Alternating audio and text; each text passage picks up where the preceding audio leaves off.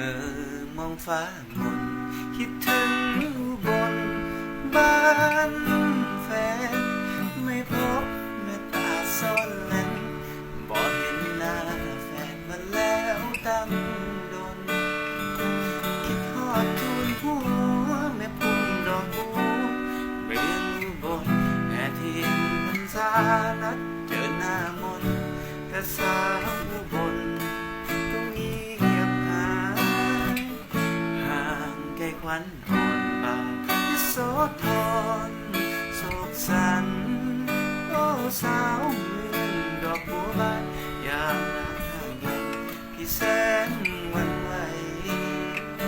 เสียงพญาแทนสิ่งบังไฟแสน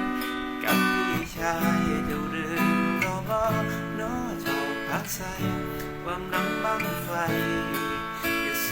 กทอแก่งสะพึงเคยเที่ยวด้วยกัน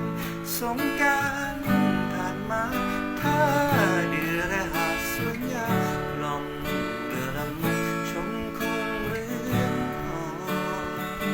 พาเธอเที่ยวแถบพาแต้มของเทียนคือสิรินทร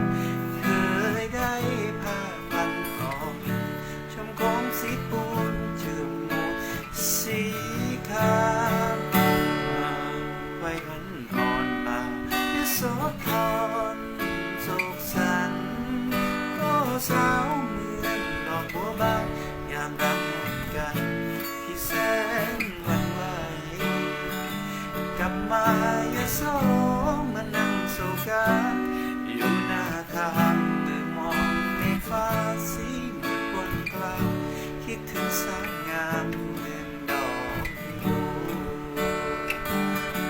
แก่งสะพึงเคยเที่ยวด้วยกัน